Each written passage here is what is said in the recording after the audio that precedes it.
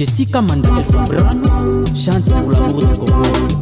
Travaillons tous ensemble pour l'amour du Congo. Du nouveau. Boko Messana Télévision, votre nouvelle chaîne YouTube pour toutes les informations politiques, économiques, sociales. Voulez-vous faire la promotion de votre personnalité? Vous êtes un artiste, musicien, comédien, peintre et autres. Voici pour vous Boko Messana Télévision, votre chaîne d'information et de divertissement.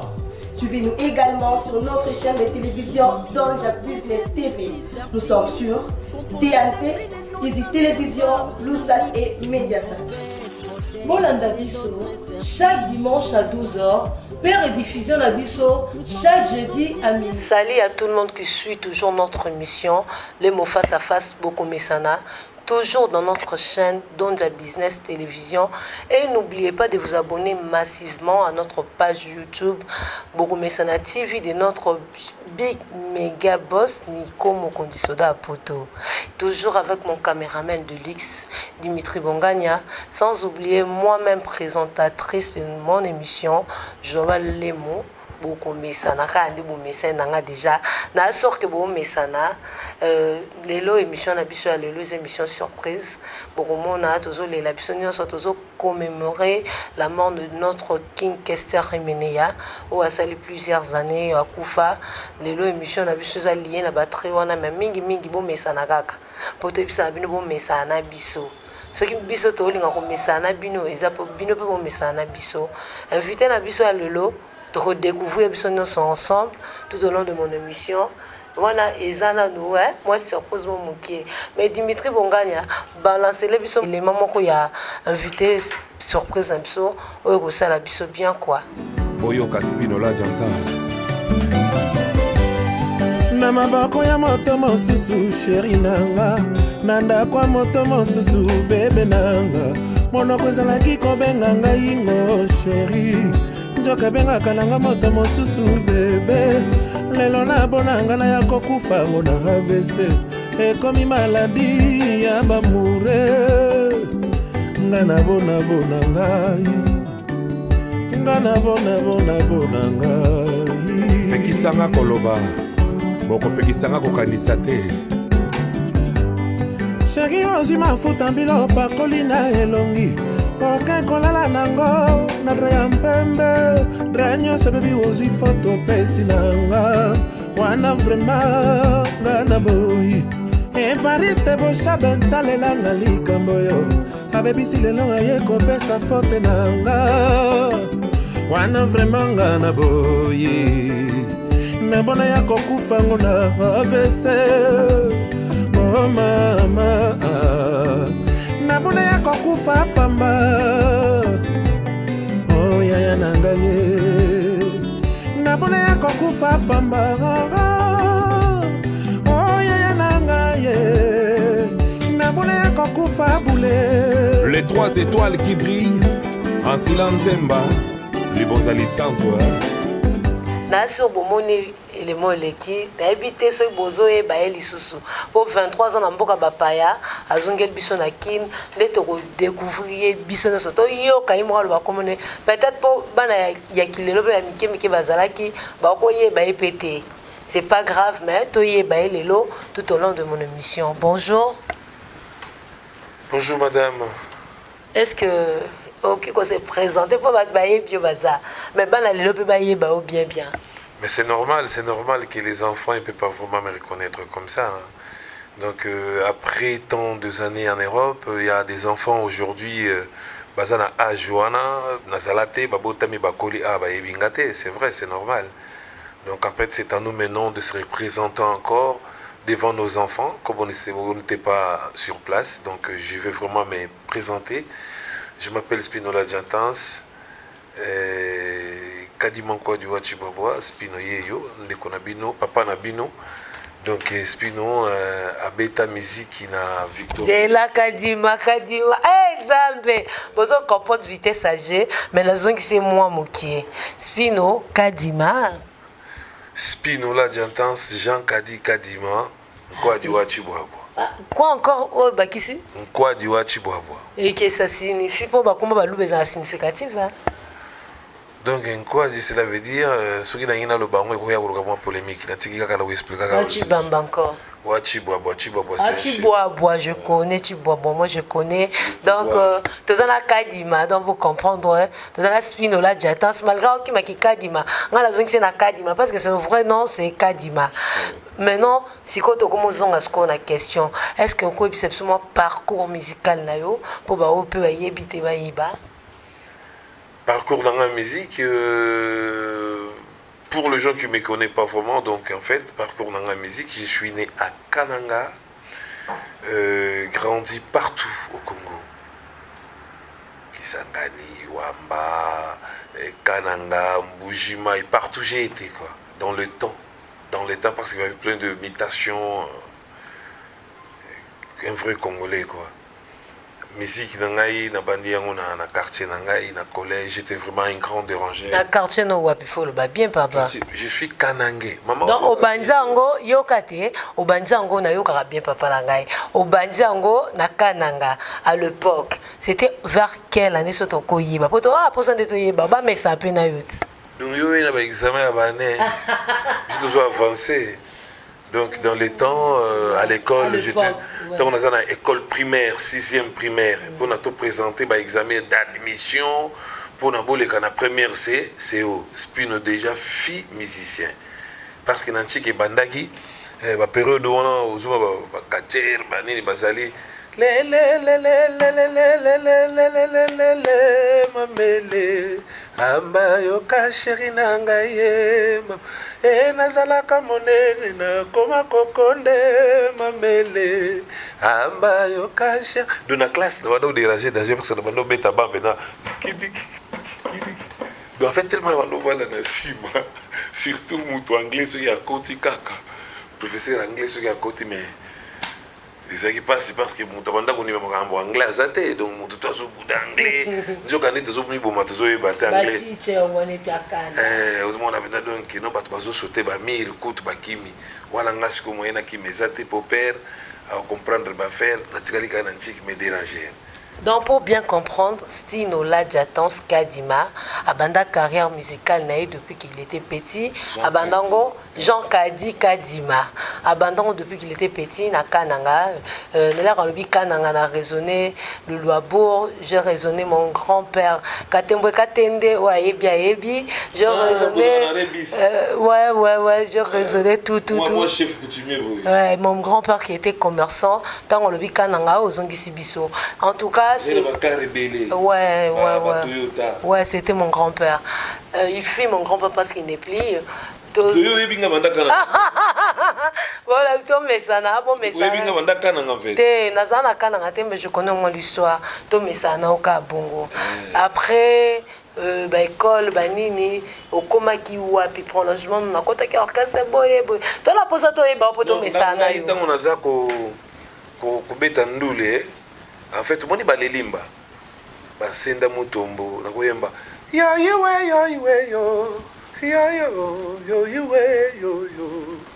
kadima wo bangimba kababu bakubikile babaje babe Waba bilonde ye Uji musala mwabakaye Waba bitota Waba bitota Dimitri Holanda Zovran en fait mamakambo ya oyemba oyo ebandi nango banda kishinga mpemba po bavie na biso wana basenda mutombo bavie na biso lelimba bavie na babanda ko répéter pas na biso de ce qu'on a Dimitri.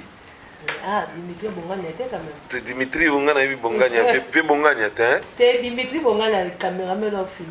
Ah, il y a Dimitri, donc c'est la vérité. Dimitri Bongania. Dans cette marque, tout le monde a Dimitri. Ça vous dit. On a dit que Dimitri, Nazo Yemba. Osoma na film kazo le kaka kazo kaka et puis ce qu'on a tellement na banda ko baka classe retard tout le temps. Qu'est-ce qui s'est passé? Ba yeko tianga animateur ya école. Tellement na banda oyemba trop. Bachenga animateur. Ta bachenga animateur, cela veut dire animateur il faut y avant na commandant à école. Osoma na tuitu funguli ba porte. Cela veut dire ba longolinga qui fainéantisme ya kolomoka ba air mo bozo boudé ou dentik mais na autrement en fait bapesinga bokonzi wana mbala moko esali kifuna na mwana tingol le temps wana tubanda kobeta banzembo soki na telemi pena donc nye ria wana nga wana ba nous la pionnière d'Isaïe nous chantons donc banzembo wana tu wana nga naza kwa nimango Mobutu donc en fait j'étais animateur dans la école la biso quoi et j'étais bien, je me sentais vraiment bien parce que côté moko boye na déranger à shooter parce que si on a dérangé ma master pas va déranger donc on a commencé au sage vous on a pour na yembisaka na école animateur tu sais oyebi ndenge zelaki sali au drapeau quoi Kadima yolo ni ngombe ngomi Kadima Kadima toyoki parcours na yo. Écoute d'abord. Yo beaucoup de gens mourir sous ma pétue ami qui va venir comme bon. Spinola Jatos Kadima fait ça moi bien quoi.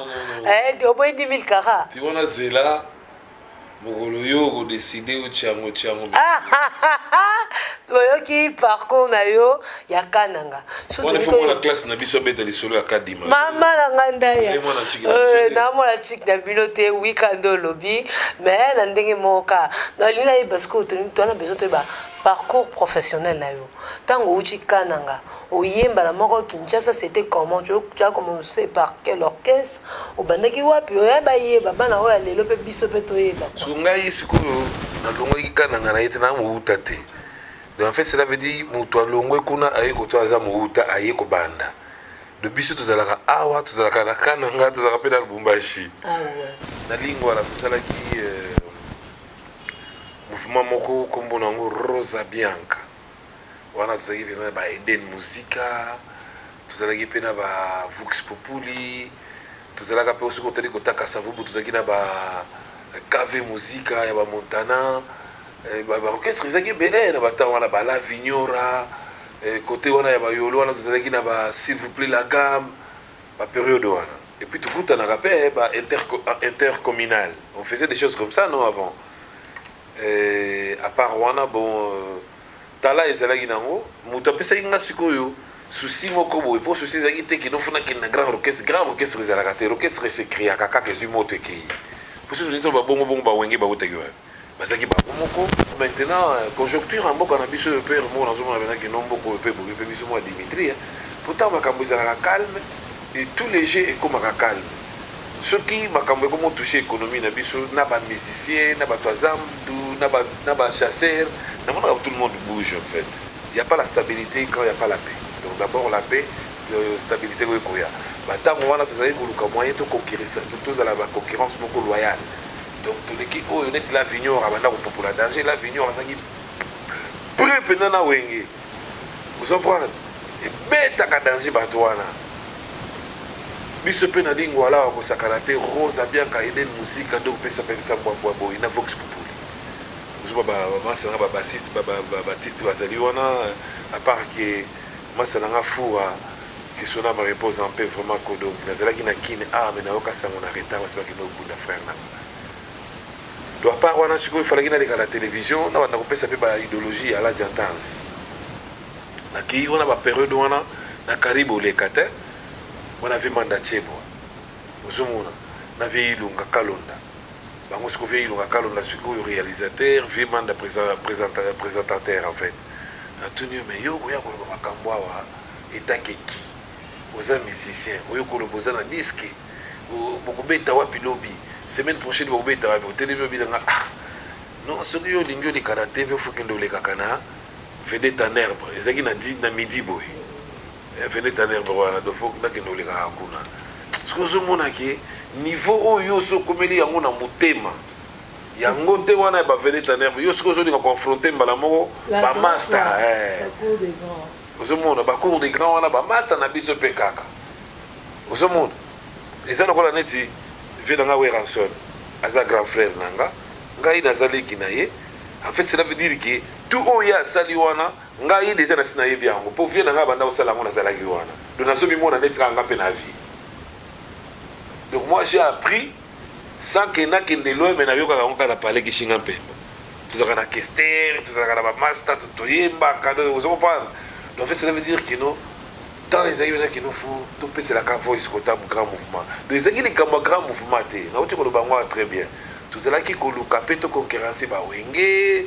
to parce que wenge bima wenge pour rançon JB Piana bakutani ba makaba ba venanga idée basse donc tout le monde bakutani esprit bomo moko ya faut plan et bimat tant play bimi et boti pe na mbuma moni ba branche na ngwezati wenge musique ba branche na ngwezali en fait boule ezalaka bongo mais isimba te pona nini po ba producteur oya ba intercommunal ba producteur oyo ndenge ezalaki neti kaka boleki na ba Zaïre numéro 1 qu'est-ce moko asika boye ki beti kuna makambo wana échangeaki parce que ekomaki na ntango oyo président Laurent Désiré Kabila kotaki déstabilisation ezalaki à danger bato bazalaki déstabilisé aletango esimbaka te okendaki na orchestre non yokana nongai esimba déjà kaka parce que nalobi ntango okona na biloko yo oza grand chanteur on n'en disconvient pas mais là na biloko wana bacommune parce qu'il fallait orchestre na biso ezalaki dango mpe mais ntango ovie na ngai mandatie balobi na nga bongo vie ilongaka lobi na nga no yo naokende otipe pas defao naokaa neti oyembaka lokola defao comprendre nakeye pas def batukei mokolo moko boye na vie na ngai ilongaka londa na tantine na nga moko boye grand kombo na ye kenda fweya nazwi basu te quoi alors tokei na ye kone pas defao tokomi wana defao na ye lo chanter à danger peti oyembaka oyo nayembaka peti yemba nano na bandi nzembo oyo nakokoka te nga nakokoka te eloko nalinga babebisaka o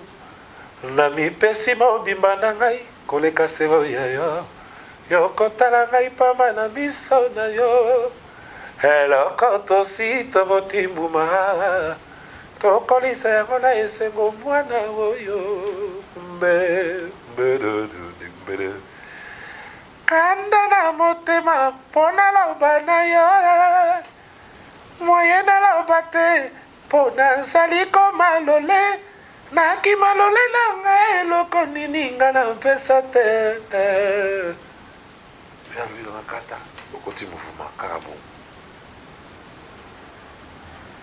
comprendre wana na lobi kuna na Big Star lobi kuna siko photo beta soki na Madison to beta na Madison Square wana chaque jour beta chaque vendredi bani après commis Kenon en fait j'ai évolué un peu après là-bas après c'est Big Star Big Star Victor Eleison chez King Kester Emeneya non c'est ça ma question je vais après chez Kester Big Star King Kester Emeneya kuna kutu na chanzembo pa King vina nga pesanga mwa temps ngai mwana ya mama kombo nanga Fernando Finde kitoko nanga ya mama chance nanga kado ya Nzambe mwana moko ya mobali kombo na ye Fernando Finda yende likonzi ya famille makasi na losambo nasala makasi na sunga famille lokola ansila mambuze bla bla vina chanzembo wana izi moninga kosekate awana mokakini mama motoleki moninga te kaka courage na yo ndozwi nakota ndakwanganga te ngai kaka ame blanche na kolonga na ngai mama ngana musana nga koyemba oboyi te na musana koyemba nalongo Victor Eleison quartier latin kasi tumana continuer tolongwe Nico omoni olobaki tosala émission koto oyo okonzi tosala émission koto oyo mais nde sikoyo petite sœur nanga quartier afuyaki bien te parce que ngana opesa sikoyo idéologie nde makambo yango ezalaki te nga alingi nafuyaki me yo moko foloba po bamesana na yo bamesana deya na nga bamesana mpe sikoyo na spinola jatons tozoyoka baparcours na ye nga sikoyo question ezali na yo na pozoka question mwa moke lere olobi nini ya King Kester oyo tozokommémore 7 ans je crois eliwa na ye Ils ont plein d'émissions et ça l'a bien fait.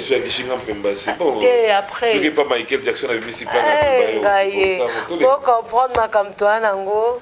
Bon mais ça na nyoso quand on est ça bino mettre Pépé ya maman boss Nico Mokondi mon big méga boss balobi société à sécurité zaka moko so bon niveau on va mettre batonda le roi va mettre Pépé ya va mettre le roi va partout makalangi ba MP Idari ba Dadi Vandam va mettre le roi ba Fabrice Louvoiseau ezaka société moko toza na Mokondi sécurité mais ba boss na te Bruxelles face à face Bruxelles face à face. Oh, il y a un camion, oh, il y a loco. Il y a un contactez mon boss, mes big méga boss, Nico Mokondi. Soda poto, au team de l'eau, on a facilité. Parce que Bruxelles face à face, il y a qui n'est comme la Bruxelles face, quoi. Nalinga Kito Yé Basikoyo. Question au la posée sur King Kester et Menia. Au tozo commémorer l'Iwanaye. 7 ans déjà passé, au salaire qui est fouillé, na mon école salaire qui est nzembo. Donc ça moi live moi comment ndambo kaka et puis bonganya au balancer des bisous les mango. Zambe yoke la bomo ipe kufa emene yake katiki bisona mawa Tongo etana na yokizo twelimbi likambo nini ya mabe ekoyela ngai navandi moke telefone eleli sango nga na yoki ekangi moto ekangi makolo ekangi nzoto mobimbe Fernando Findara bengi apesi ngai Samuel le kinga kei Vilanga Koufaka le 13 avril. C'est pas avril, février, pardon. Février, pardon. Question me vraiment repose un peu mon grand maître. Yango na yembi mikolo yo. Et maintenant yo za wapi Yaya otika vide Talaba yuma bako mikolo ba Yaya kinga Emene yoke avant Vina ki avant Faut ba vina base la ba école tu ya kopesa ba vina biso ta ba flair Basali fierté mboka na biso oyo ba les king il nous manque vraiment je ne sais pas je ne sais pas ba tout mususu ki bazo nga pena mankaka nga parce que vient nga vraiment quoi vient nga ya ndule vient nga libanda vient nga ya banzela donc mon grand frère vraiment quoi mon papa les king Kester Mené en tout cas toyoki vraiment pour toyoki moi mao transmettre absolument mawa et ça lui se peut bien sikoyo ndengina iba pour le bilan fouillé te pour la question ina fouillé qui na quartier latin on conseille absolument vocal à liboso ça là na quartier latin la sala est belle tu n'as pas premier vocal non ça là na quartier latin la sala ba Mukerengo abakalenga dibakate chiko kutana jamole sespiro jantas mokulukulu wetu akapetera Michael Jackson wetu mukora wanyu we yo soro bonde après la sala mususu eske nganaza pokalo babale mamukile yebi bozokosa après Mia, unipe mokono ya kishoto. Mono kwezala kiko benga ngai partout, lelo yonga mabe, ngayoyo, hangai mawatro. Masalanga moko abimi mamale. Si le chemin de la croix nous étions des... Voilà mamale. Après mamale. Après on a sala na Chamazulu mawa trahison na yo mpoyo zanga lumpemba mawa jalousie na yo mpoyo zanga marque piche Chamazulu mpoyo zanga référence na sala vocal moko wana oh nini na mwana yanga nie papa di distane ebaletenga malibela po eboyaka koyoka tolia masuwa taloka mobebango ya lekela le. En tout cas, vous découvrez que les lopes boyebi, boyebi ango. Parce que les vocales ne sont pas bisous nos autoyebi. Malgré qu'il est là qui kala. Na kamuchi mama kamuchi mama kamuchi mama kadansa songolongo ye. Oya linga kami kiti sazama kotombola ye. Kamuchi mama. En tout cas, après ce que vous avez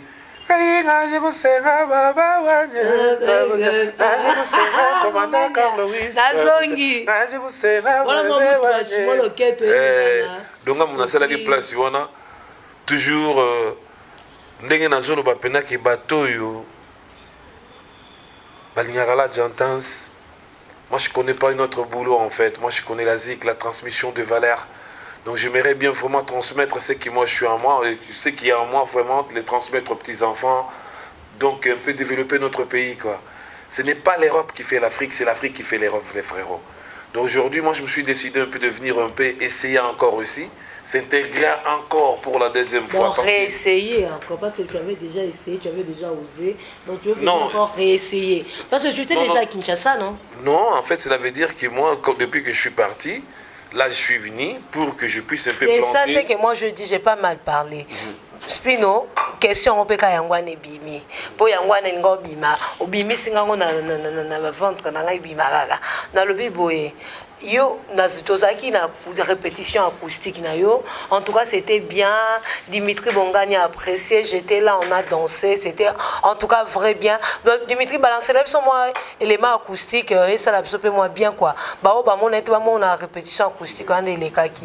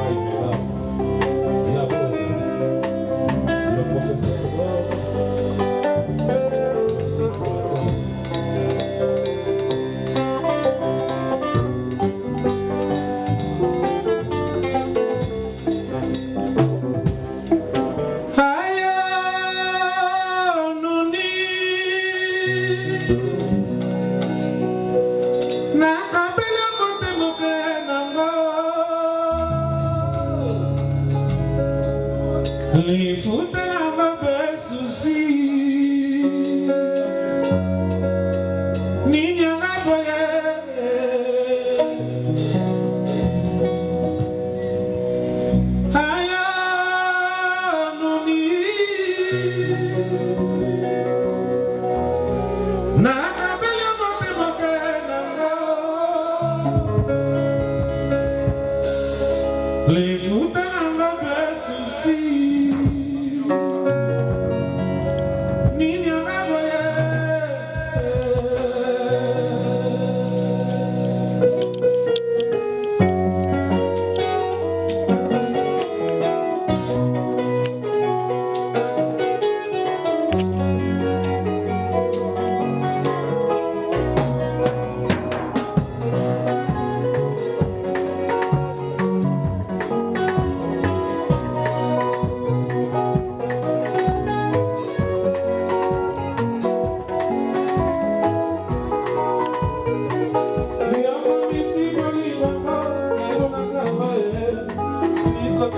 kotisa na ngai ofele molimo na ye ekomi lokola kasa ya nzete epai mopepe ekokende yo kolanda kaka nuni ye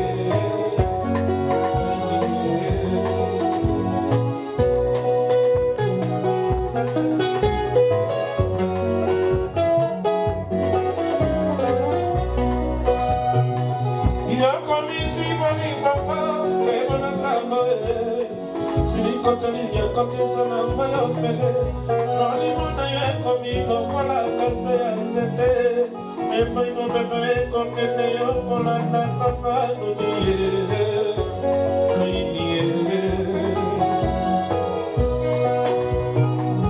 promesa libala yo moto pezalaki nga elonga nake koyoka pasi ya baye yokangi mpe motema soni obaki naiko nazalaka pembeni tosala libotano elomba nakangela onga nakondima te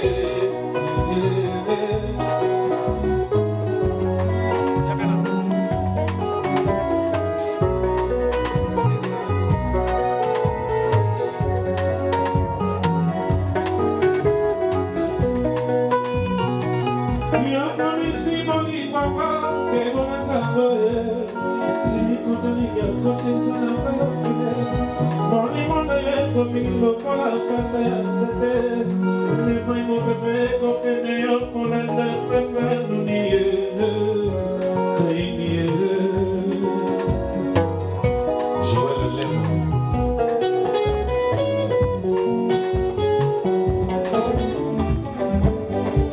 yo niko mokonzi na Bruxelles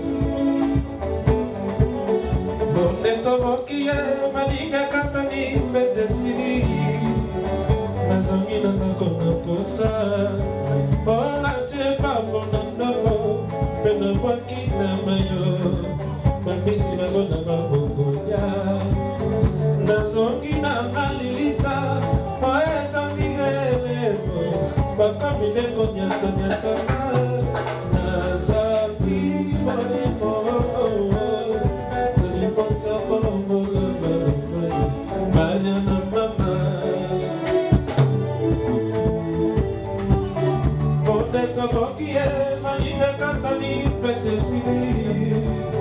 nazongi na nakona kosa mpona tie bamona moko mpe nabwaki na wayo bambisi bamona bamokola bazangi na ngalilita po ezanga elemo bakomi demonitaka nazali olimo nanembo namikisa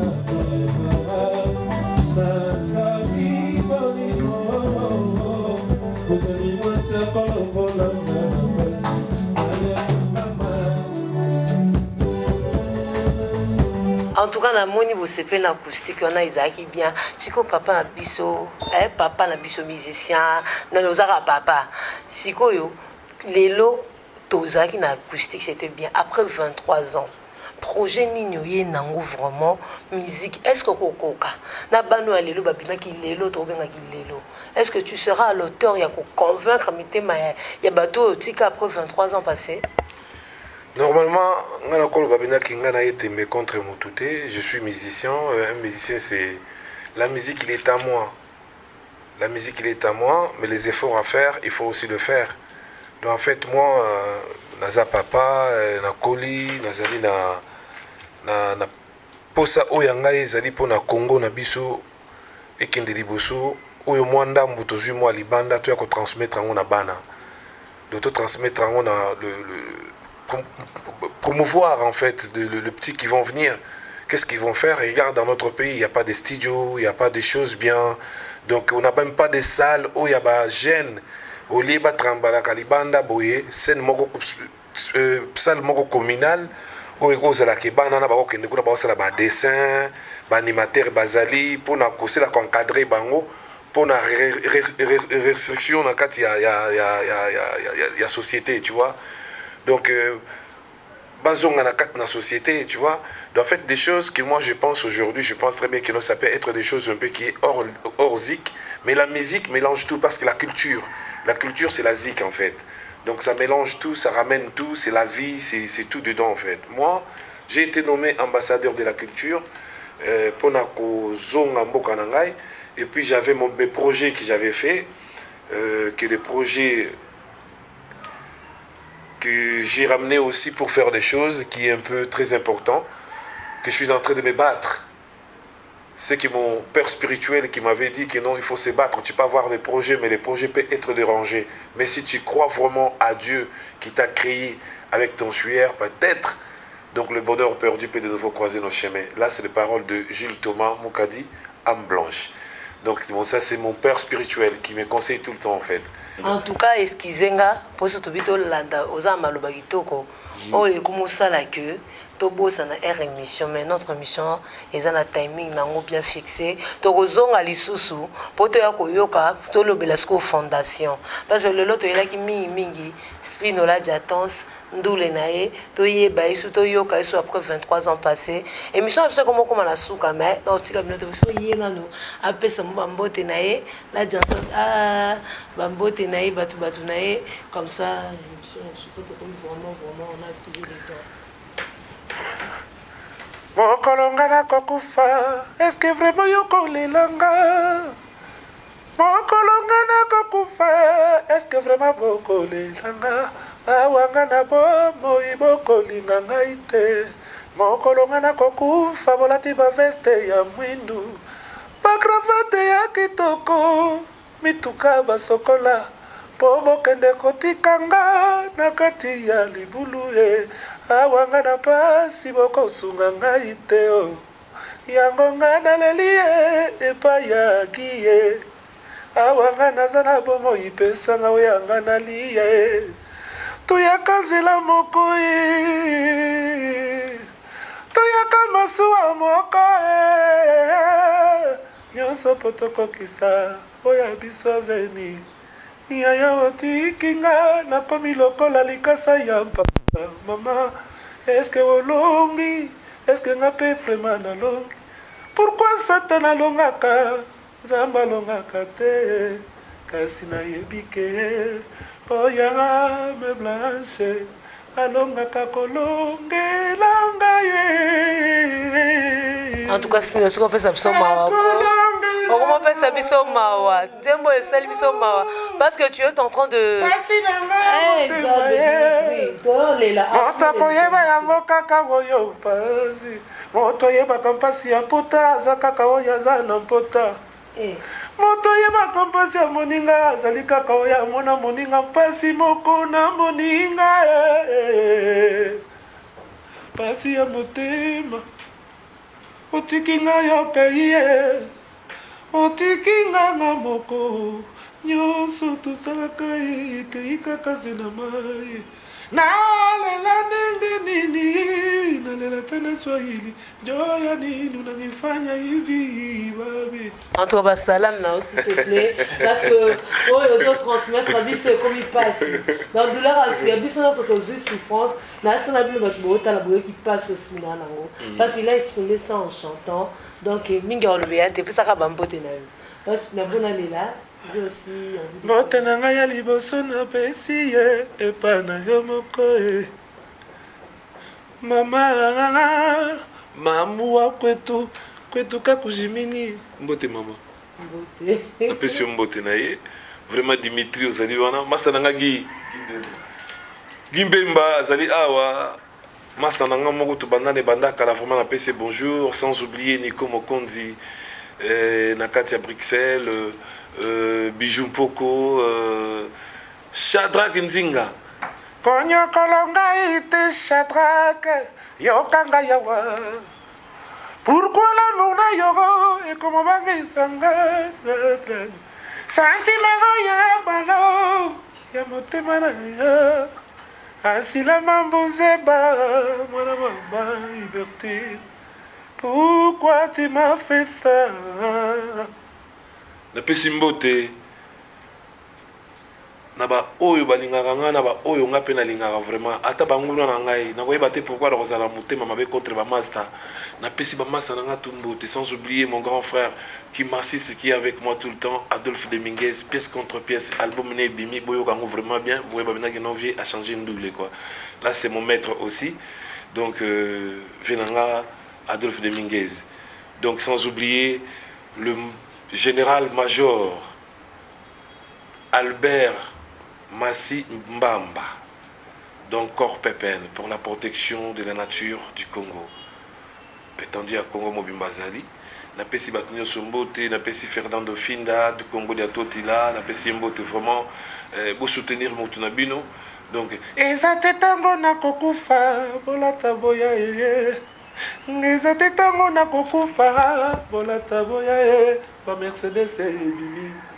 Awangana boboy pokotala kaka sena mizi awangana baba si mutoko ya kopesa na basma azate mama.